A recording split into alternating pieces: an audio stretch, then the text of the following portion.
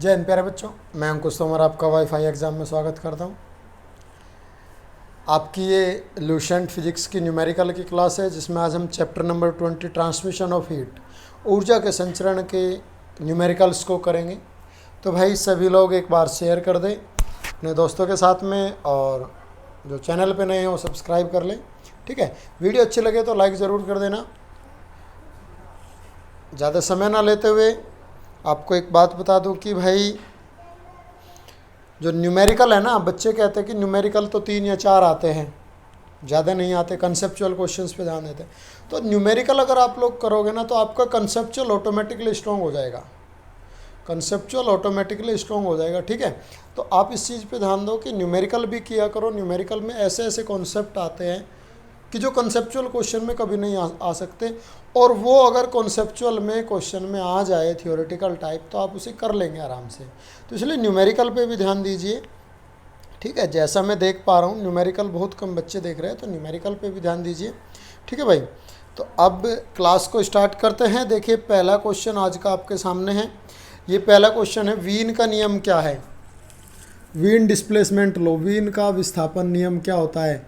ये तो आपको याद होगा, क्या होता है? Lambda M into T equals to होता है कांस्टेंट। क्या होता है? कांस्टेंट, नियतांक होता है लैम्डा एम गुणा टी, यानी कि मैक्सिमम तरंगदैर्ध्य और प्रमताप की गुणा क्या होती है भाई? ये कांस्टेंट होती है। ठीक है, ऑप्शन आ गया हमारा बी। नेक्स्ट क्वेश्चन पे चलते हैं हम। Next question number 2।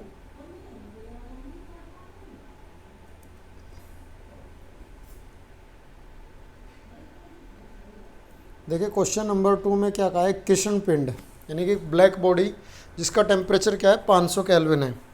Black body है जिसका टेम्परेचर 500 केल्विन है,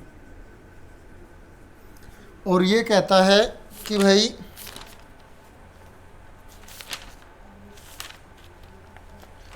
इससे उत्सर्जित ऊर्जा की दर किसके प्रोपोर्शनल होगी? अब हमें E इक्वल्स टू पता है, प्रोपोर्शनल किसके होता है? T की पावर 4 के। परमताप एब्सोल्यूट टेम्परेचर की पावर 4 के। तो एब्सोल्यूट टेम्परेचर क्या है यहाँ पर?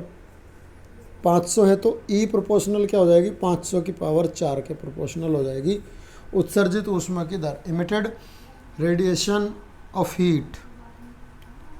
तो ऑप्शन आ जाता है हमारा डी। क्वेश्चन नंबर 3 देखिए भाई, क्वेश्चन नंबर 3 में क्या कहा है? यदि सूर्य का ताप दोगुना कर दिया जाए, टेम्परेचर पहले अगर T है, बाद में कितना कर दिया जाए? 2T कर दिया जाए, दोगुना कर दिया जाए, तो ये कह रहा है कि उत्सर्जित विकिरण की दर क्या हो जाएगी? पहले अगर E थी तो बाद में मान लिया E डैश क्या होगी? ये क्या हो जाएगी भाई? हमें पता है E dash proportional, E proportional किसके होता है? T की पावर 4 के। That means E1 upon E2 equals to T1 की पावर 4 अपॉन T2 की पावर 4। ये कॉन्सेप्ट यहाँ पे लगा दें। E1 है हमारा E, E2 E डैश है, T1 कितना है हमारा? T है T की पावर 4 अपॉन 2T की पावर 4, यानी कि 16T की पावर 4। ये कैंसिल हो गया, तो E डैश क्या आ जाएगा भाई? 16 गुना।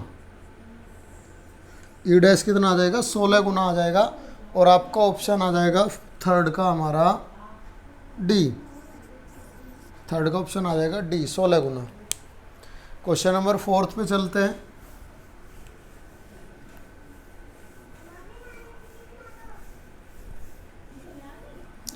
क्वेश्चन नंबर 4 है कि एक आदर्श कृष्णिका, मतलब एक ब्लैक बॉडी है जिसका टेम्परेचर T है, और इमिटेड रेडिएशन क्या है? E वाट पर मीटर स्क्वायर है। यदि ताप घटकर कितना हो जाए? आधा हो जाए, तो विकिरण ऊर्जा कितनी हो जाएगी?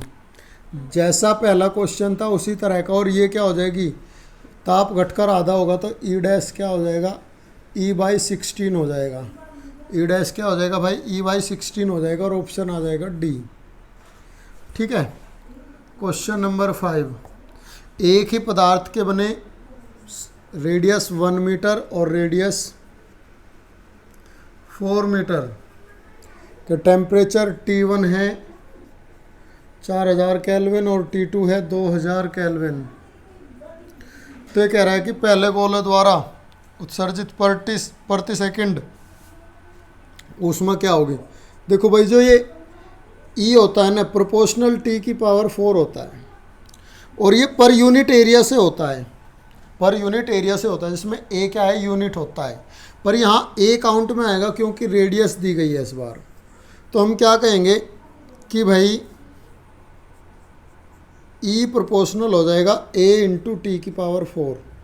That means E1 upon E2 equals to A1 T1 की पावर 4 और अपॉन A2 T की पावर 4।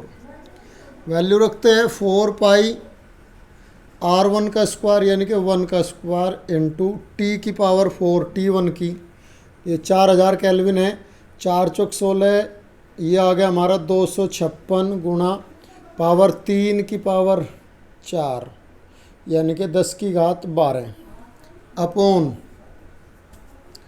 A2 4 पाई R स्क्वायर कितना हो गया 16, और टेम्परेचर 2 की पावर 2 हो गया 16, सॉरी 2 की पावर 4 हो गया 16, और ये 2000 है ना भाई, हाँ, और 3 पावर ये है, 3 की पावर 10 की पावर 3 का करेंगे हम, कितना हो जाएगा 10 की पावर 12। तो देखो ये कट गया, ये कट गया, 16 गुणा 16 256 पूरा कट गया।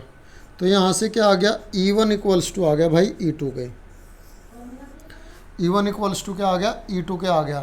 तो अब देखिए क्या कहता है, ऑप्शन नंबर हमारा सी है, 5th का सी है, जिसमें ये कहता है कि भाई दूसरे गोले के बराबर होगी। 5th का सी क्या कहता है, दूसरे गोले के बराबर होगी। तो दोनों की क्या हुई, बराबर हुई। क्वेश्चन नंबर 6,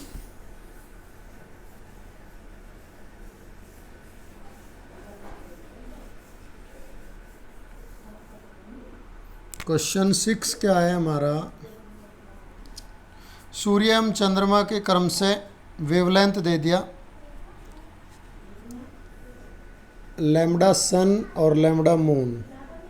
सन की है 5000 एंगस्ट्रॉम, दैट मीन्स 5000 गुणा 10 की घात -10 मीटर, या हम बोल सकते हैं 5 गुणा 10 की घात -7, 5 गुणा 10 की घात -7 मीटर। मून के लिए दिया है कितना, 15 माइक्रोन।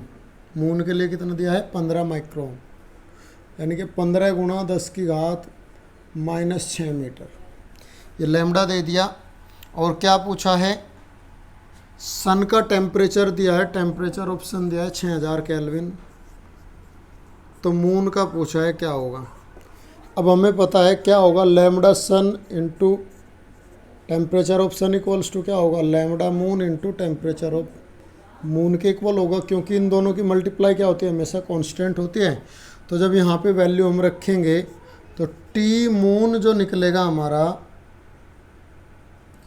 टी मून कितना आएगा, वैल्यू रखने के बाद ये सारा आ जाएगा हमारा lambda S into T S upon lambda M moon के लिए। तो सारी वैल्यू रखने के बाद ये कितना आ जाता है, 200 केल्विन आ जाता है। कितना आ जाता है भाई, 200 केल्विन। और आपका ऑप्शन आ गया 6th का बी। ऑप्शन क्या आ गया, 6th का हमारा बी आ जाता है। ठीक है भाई, देखिए नेक्स्ट क्वेश्चन पे चलेंगे, क्वेश्चन नंबर 7। देखिए भाई क्वेश्चन नंबर 7 क्या है आपका, क्वेश्चन नंबर 7 में आपको दिया है कि दो वस्तुओं के टेम्परेचर दिए हैं T1 और T2। एक 527 डिग्री सेल्सियस दिया है और दूसरा दिया है भाई आपको 127 डिग्री सेल्सियस। केल्विन में बदलेंगे तो 273 ऐड कर देंगे, तो ये हो गया भाई हमारा 600 और एक 700 केल्विन, और ये हो गया 300 और एक 400 केल्विन। ठीक है, ये हो जाता है हमारा। अब क्या दिया है, सॉरी 6 और 2 8 और ये 4, ये 800 बनेगा ना केल्विन, हाँ ठीक है। अब क्वेश्चन में क्या दिया है हमें, अब पूछा है कि भाई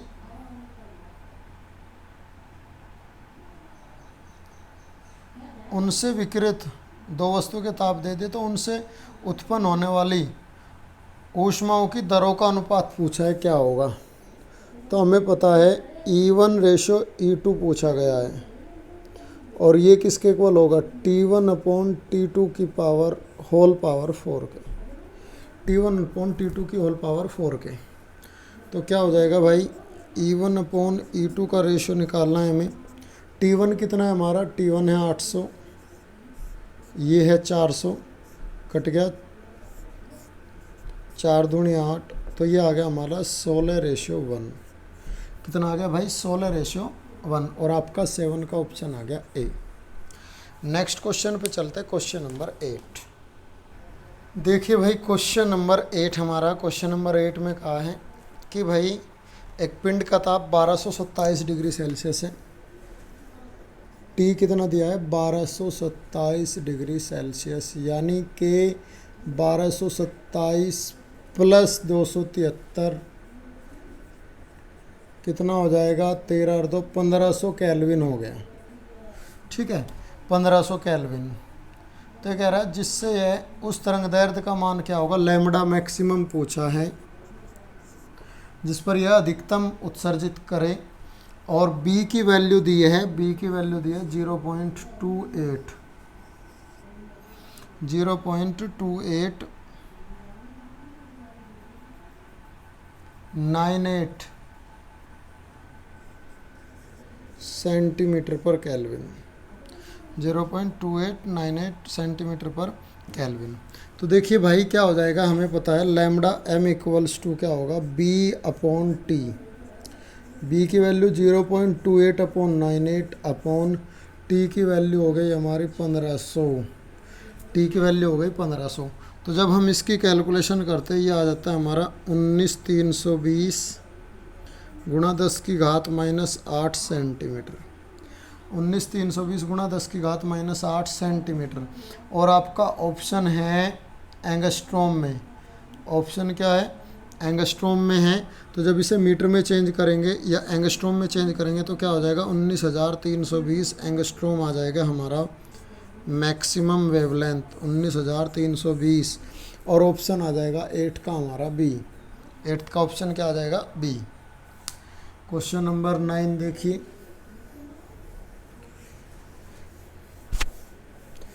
क्वेश्चन नंबर 9 में क्या कहा है, क्वेश्चन नंबर 9 में कहता है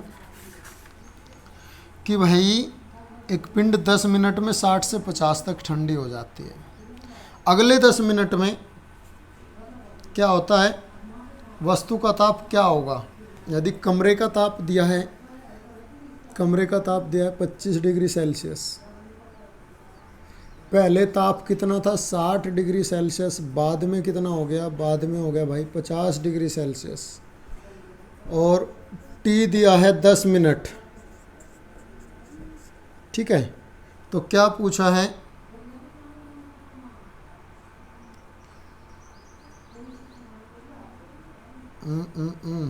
क्वेश्चन में क्या पूछा है कि अगले 10 मिनट बाद टेम्परेचर कितना हो जाएगा, मान लिया वो है थीटा 3 हमें जो निकालना है।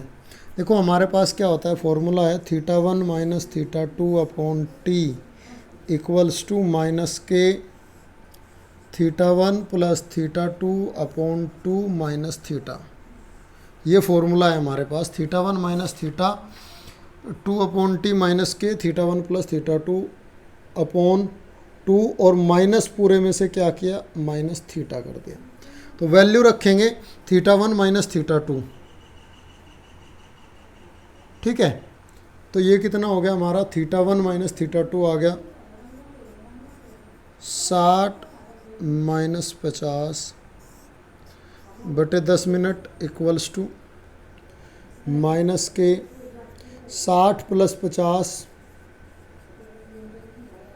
बटे 2 और माइनस 25।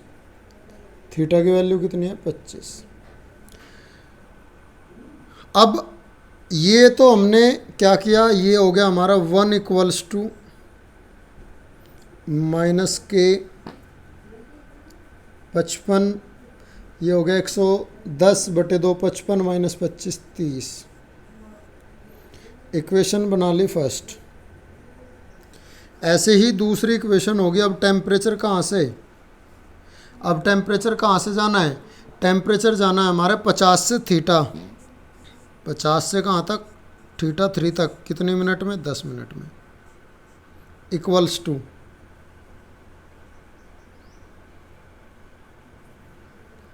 क्या करें, एक काम करें ना, इसे छोड़ दें यहीं, इसे इक्वेशन, इसे बनाते हैं इक्वेशन फर्स्ट।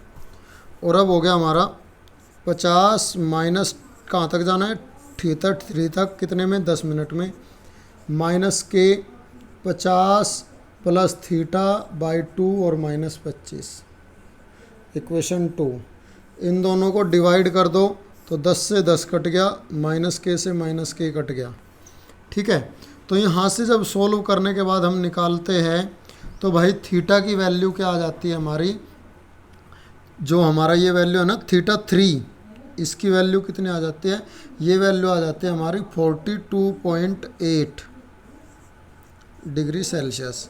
जब इन्हें कैलकुलेट करेंगे तो क्या आ जाएगा, वैल्यू आ जाएगी हमारी 42.8 डिग्री सेल्सियस। ठीक है ना, तो ऑप्शन क्या आ जाता है हमारा, ऑप्शन आ जाता है बी, 9th का ऑप्शन आ गया हमारा बी। क्वेश्चन नंबर 10 देखिए, क्वेश्चन नंबर 10 में क्या कहा है, क्वेश्चन नंबर 10 में सेम इसी प्रकार का क्वेश्चन है फिर से।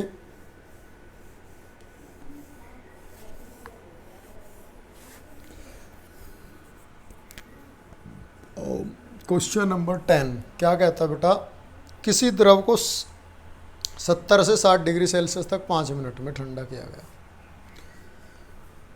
क्या कह रहा है, theta 1 70 degree Celsius, theta 2 60 degree Celsius, कितनी देर में ये किया गया, 5 मिनट में ठंडा किया गया। अब ये क्या कहता है, अब कहता है कि द्रव को 60 से 50 तक ठंडा होने में कितना समय लगेगा। अब क्या है, अब नया टेम्परेचर थीटा 1 डैश क्या है, 60 डिग्री सेल्सियस, और थीटा 2 डैश कितना होगा, 50 डिग्री सेल्सियस। यानी कि 60 से 50 तक ठंडा होने में कितना समय लगेगा, T2 हमें निकालना है। सेम क्वेश्चन है, सेम फॉर्मूला लगाएंगे। क्या होगा फॉर्मूला, फॉर्मूला होगा हमारा theta 1 minus theta 2 upon T1 equals to minus K theta 1 plus theta 2 upon 2 plus theta. और इसने थीटा भी दिया है क्या, वातावरण का ताप भी दिया है 30 डिग्री सेल्सियस। थीटा भी कहा है, वातावरण का ताप कितना है, 30 डिग्री सेल्सियस है। तो क्या करें, इसे डिवाइड करता हुआ दूसरी इक्वेशन लिख दें। वो क्या होगा, theta 1 dash minus theta 2 dash upon T2 जो हमें निकालना है, minus K theta 1 dash plus theta 2 dash upon 2 plus theta. ये माइनस के ख़त्म हो गया, थीटा 1 माइनस थीटा 2 10 बटे 5 बटे कितना आ गया हमारा, 10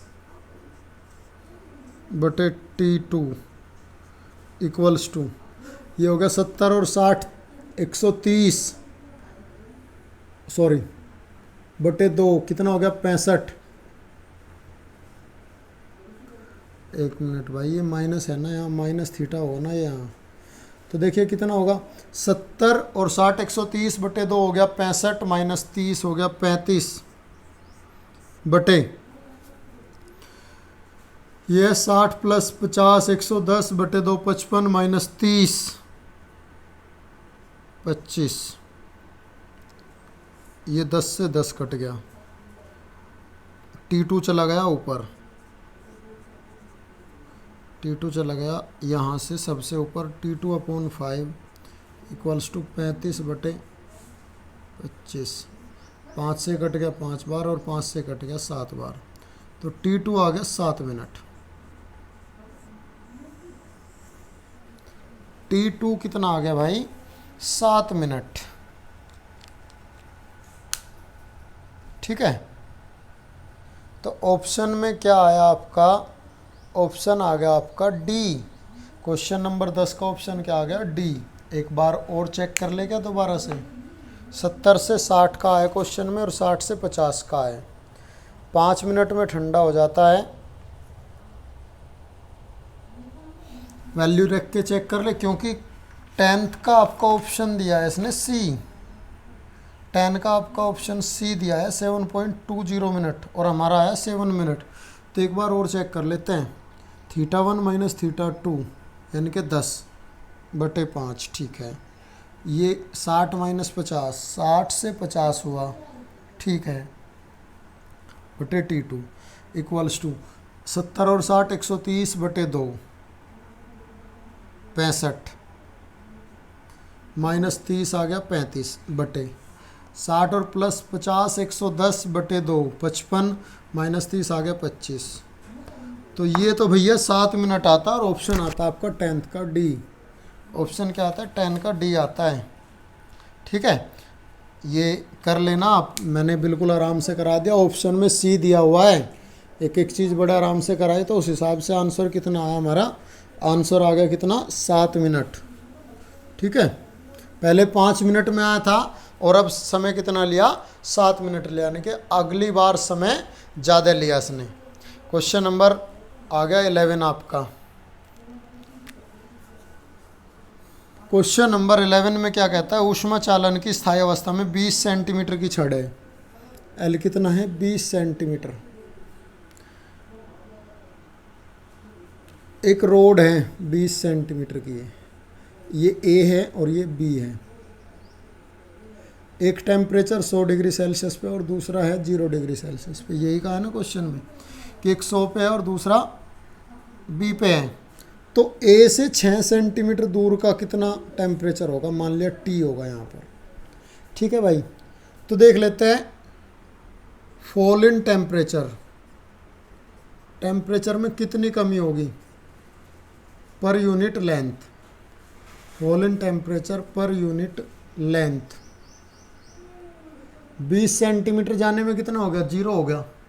तो देखो 100 सेंटीमीटर टेम्परेचर है, 20 सेंटीमीटर में तो कितना आ गया?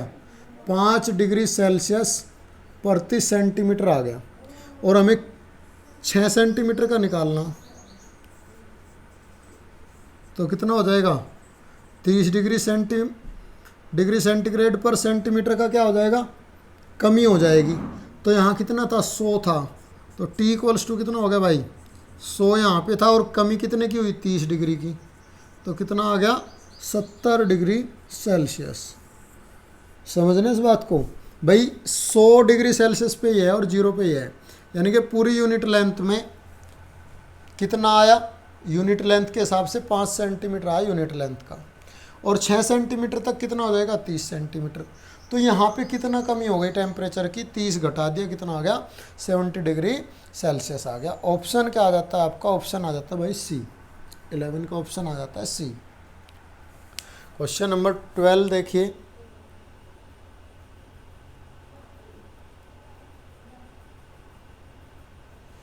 क्वेश्चन नंबर 12, समान आकार, समान लंबाई, सेम साइज, सेम लेंथ, चौड़ाई ऊंचाई के 2 बर्तन अलग अलग धातुओं के बने, समान मात्रा की बर्फ़ 0 डिग्री सेल्सियस पर रखी है। तो बर्फ़ को पूर्णतः पिघलाने में 25 मिनट और 20 मिनट लगते हैं। तो ऊष्मा चालकताओं का अनुपात क्या होगा? देखो भाई क्या कहा है क्वेश्चन में? कहा है कि ऊष्मा की मात्रा भी समान है। ऊष्मा फॉर्मूला क्या होता है? Q इक्वल्स टू होता है के A delta theta T, K A delta theta T upon L. अब देखो एरिया भी सेम है, लेंथ भी सेम है, हीट भी सेम है। क्वेश्चन में क्या कहा है? क्वेश्चन में कहा है ना समान मात्रा की बर्फ।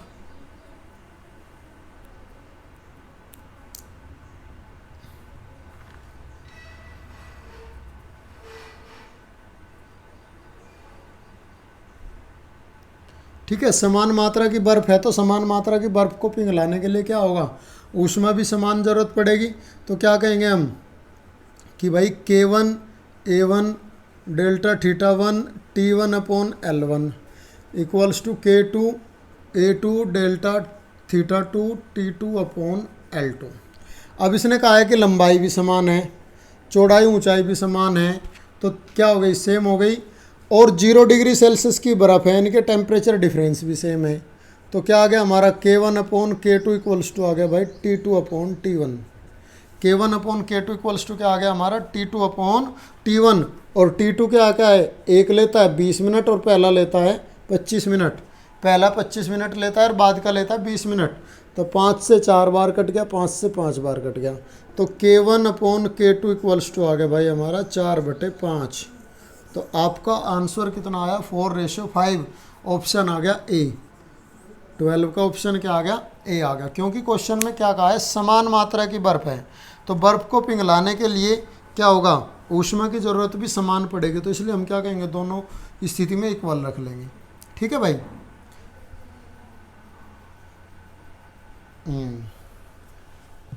नेक्स्ट क्वेश्चन पे चलते हैं। क्वेश्चन नंबर हमारा आ गया 13।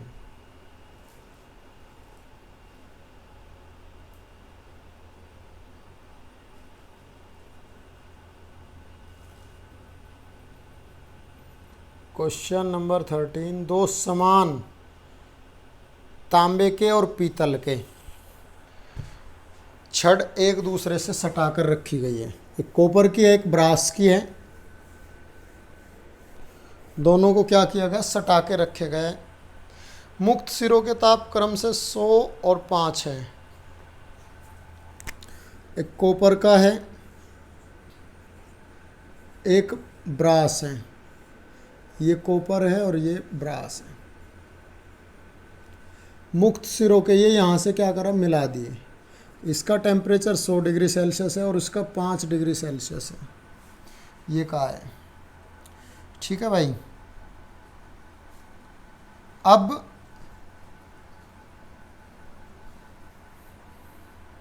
जंक्शन का ताप पूछा है क्या होगा, और क्वेश्चन में दिया है के कॉपर इक्वल्स टू दिया है 4K ब्रास। 4K ब्रास के इक्वल क्वेश्चन में दिया है। और ये टेम्परेचर दिया हमें 100 डिग्री सेल्सियस, ये दिया है 5। तो हमने मान लिया जंक्शन का कितना हो जाएगा, T हो जाएगा। जंक्शन का क्या मान लिया, T हो जाएगा, या थीटा मान लेते हैं हम। क्या होगा, टेम्परेचर जंक्शन का थीटा हो जाएगा। तो समान समय लगेगा, जितना इधर से इधर आएगा उतना इस समय समान लेगा। तो हम क्या कहेंगे, K1 A1 delta θ1 T1/L1 equals to K2 A2 delta θ2 T2/L2। समान है दोनों, तो लंबाई समान है, उनके एरिया भी समान है, और समान समय में वो करते हैं भाई। जितने समय में ये उतने ही समय में ये, दोनों एक दूसरे से लेंगे और देंगे, तो टेम्परेचर क्या हो जाएगा, टेम्परेचर इक्विलिब्रियम में आ जाएगा। तो समय भी क्या होगा, समान होगा। तो K1 और डेल्टा θ1 को क्या लिखता है, ये कहाँ से, 100 डिग्री सेल्सियस से कहाँ तक गया, थीटा तक, इक्वल्स टू K2 और ये कहाँ तक गया, थीटा से 5 तक। तो ये आ गया θ-5। K1 K कॉपर, इसे लिख देता हूँ मैं K कॉपर, और इसे लिख देता हूँ K ब्रास, ब्रास का। अब K कॉपर की वैल्यू दी है 4KB के 100 minus theta equals to KB θ-5। KB से KB कट गया, अंदर मल्टीप्लाई की, ये आ गया 400 माइनस 4 थीटा इक्वल्स टू θ-5। तो इधर कितना हो गया, ये हो गया हमारा ऐड होके 405, ये इधर चला गया, ये हो गया 5 थीटा, और थीटा इक्वल्स टू कितना आया हमारा, और थीटा इक्वल्स टू यहाँ से आ जाता है भाई 81 डिग्री सेल्सियस। तो जंक्शन का टेम्परेचर कितना आ गया हमारा, 81 डिग्री सेल्सियस आ गया। और आपका आंसर आ गया भाई ए, 13 का आंसर आ गया ए। जंक्शन का टेम्परेचर कितना आया, 81 डिग्री सेल्सियस आ गया। ठीक है। क्वेश्चन नंबर 14 देखते हैं।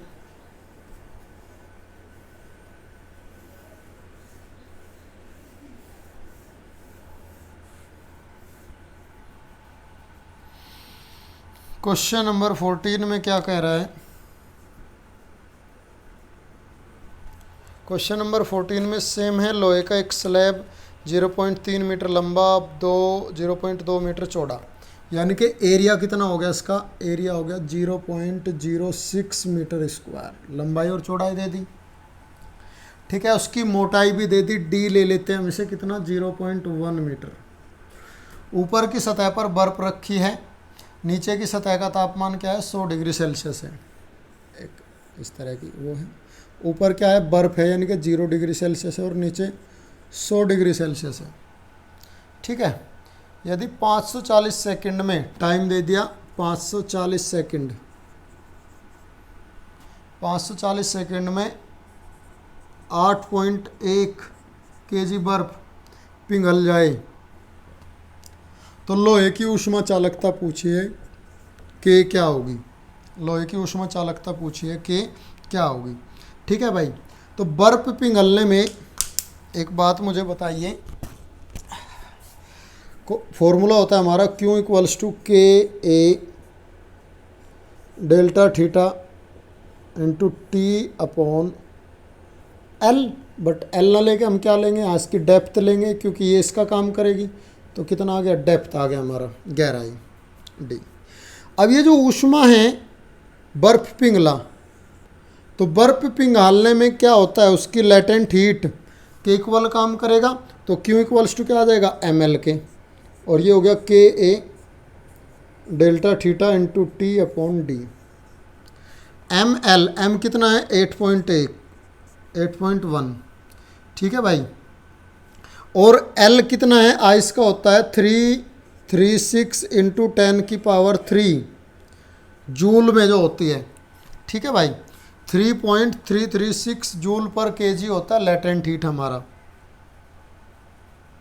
जूल पर केजी में। और अगर बात करते हैं हम कैलोरी पर ग्राम में, तो वो कितना होता है कैलोरी पर ग्राम में, वो होता है भाई हमारा 80। तो हमने किस में लिया, जूल में लिया, कितना हो गया 336 × 10⁻³ के हमें निकालना है। ए है हमारा 0.06, डेल्टा थीटा है, टेम्परेचर डिफरेंस है 100 डिग्री सेल्सियस, टाइम है 540 सेकंड, और अपॉन डेप्थ है 0.1, डेप्थ है 0.1। तो जब हम सारी कैलकुलेशन यहाँ से कर लेते हैं, तो इस सारी कैलकुलेशन को करने के बाद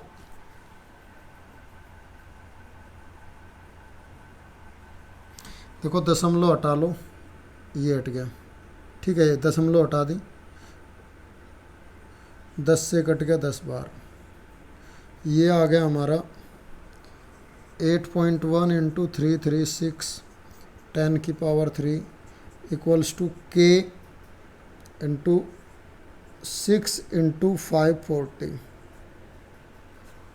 ठीक है, तो जब ये कैलकुलेशन करते हैं सारी, तो के की वैल्यू जो आती है हमारी, के की वैल्यू आ जाती है हमारी 84 जूल, 84 जूल प्रति सेकंड प्रति किलोग्राम प्रति केल्विन। तो के की वैल्यू आ जाती है हमारी 84 जूल प्रति सेकंड प्रति किलोग्राम प्रति केल्विन, और आपका आंसर आ जाता है 84 SI यूनिट, और ऑप्शन आ जाता है 14 का डी, 14 का ऑप्शन आ जाता है डी 84। ठीक है भाई, क्वेश्चन नंबर 15 पर चलते हैं। केवल वैल्यू रखी फॉर्मूले में, और हमने क्या किया भाई, हमने आपका के ऊष्मा चालकता को हमने फाइंड कर लिया। क्वेश्चन नंबर आपका आ गया 15, 15 हो गया ना, 16 आ गया, क्वेश्चन नंबर 16 आ गया आपका। अरे एक मिनट रुके भाई, क्वेश्चन छूट गया क्या कोई, बीच में एक क्वेश्चन छूट गया, मैं उसे बोल देता हूँ, वो छूट गया, यहाँ इसमें नहीं लिया गया शायद, लास्ट वाले में क्या था, हाँ 15वां क्वेश्चन है, छूटा नहीं है, 15वां ये। ठीक है, ये कह रहा है समान क्षेत्रफल और मोटाई की दो प्लेटों को जोड़कर क्या बनाई गई, एक प्लेट बनाई गई, उनके ऊष्मा चालकता है, थर्मल कोफिशिएंट क्या है, K1 और K2 है, जोड़ दिए। ठीक है, समान क्षेत्रफल और मोटाई के, तो कहता है कि स्थायी अवस्था में ऊष्मा चालकता का मान क्या होगा।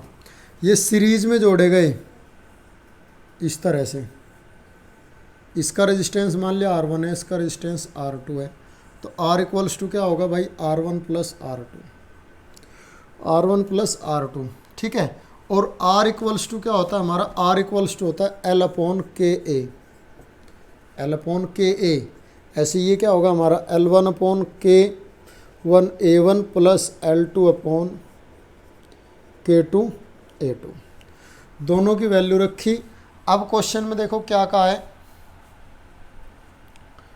क्वेश्चन में कहा है समान क्षेत्रफल और मोटाई की दो प्लेट जोड़कर, समान क्षेत्रफल और मोटाई की दो प्लेट जोड़कर।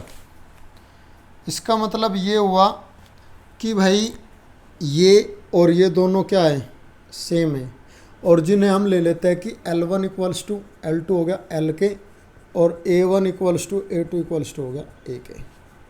सीरीज में मिलके लंबाई कितनी हो जाएगी, लंबाई हो जाएगी 2L, भाई L लेंथ इसकी और L इसकी, लेंथ कितनी हो गई रेजिस्टेंस की सीरीज की 2L, ठीक है भाई।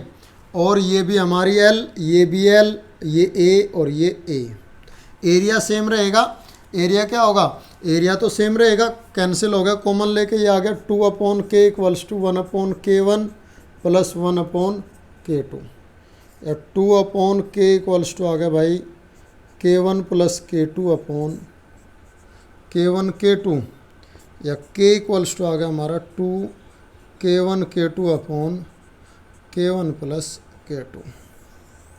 ये आ जाता है संयोजन का, और आपका ऑप्शन आ जाएगा, ऑप्शन आ गया भाई आपका बी। क्वेश्चन नंबर 15 का ऑप्शन क्या आ गया, बी, ठीक है। क्या किया, बस दो समान लंबाई है, समान क्षेत्रफल को जोड़ दिया, रेजिस्टेंस R1 R2, तो टोटल सीरीज में क्या हो जाता है R equals to R1 plus R2। R equals to क्या होगा, R का जो फॉर्मूला होता है वो होता है L अपॉन के ए। तो जुड़ने के बाद इफेक्टिव लेंथ कितनी हो गई 2L अपॉन के ए। पहले के लिए R1 L upon K1A, L upon K2A, value रखी और निकाल लिया, क्या आ गया K इक्वल्स टू आ गया 2 K1 K2 upon K1 plus K2। Next question पे चलते हैं, क्वेश्चन नंबर 16 है हमारा।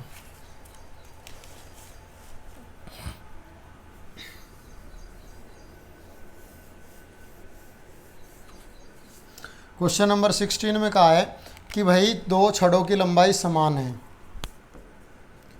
L1 equals to L2 equals to क्या है, L है। उनकी त्रिज्याओं का अनुपात दे दिया R1 रेशियो R2 दे दिया भाई 1:2, और ऊष्मा चालकता K1 ratio K2 equals to दे दिया हमें 3:4। तो कह रहा है कि थर्मल कंडक्टेंस C का रेशियो क्या होगा, C1:C2। अब भाई हमें पता है C1 क्या होता है, इन्वर्स, C क्या होता है, इन्वर्स होता है रेजिस्टेंस के, तो इसलिए C1 upon C2 equals to क्या होगा, K1 A1 अपॉन L1 और upon K2 A2 upon L2।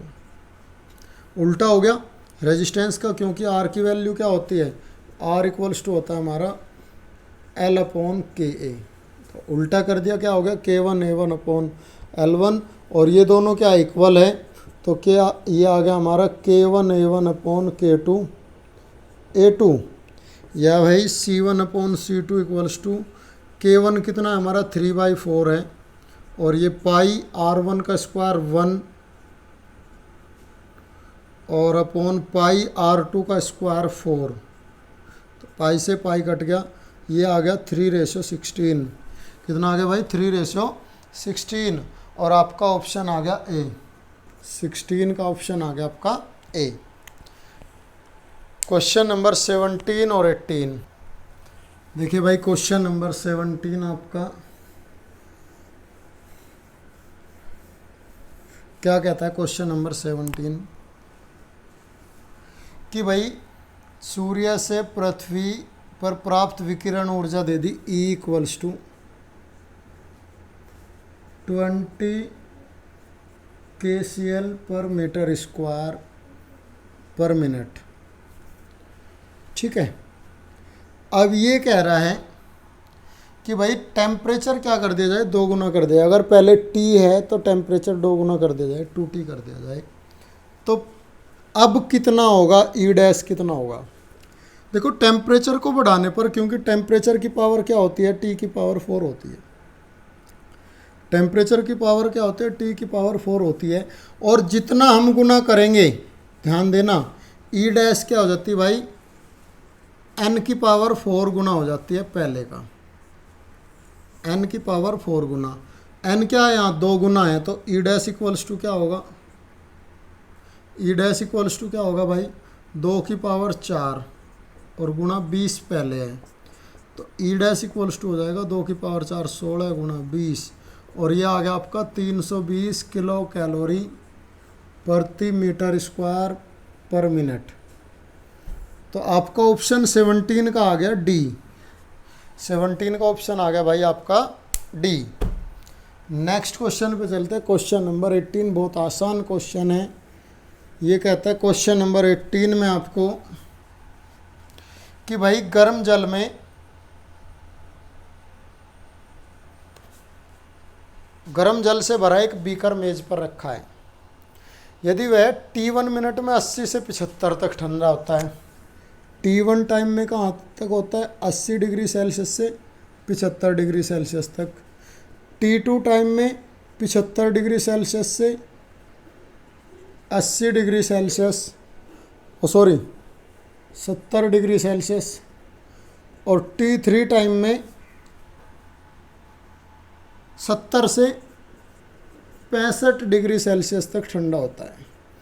तो कह रहा कि कौन सा रिलेशन सही है। अब देखो भाई, कई क्वेश्चन हो चुके।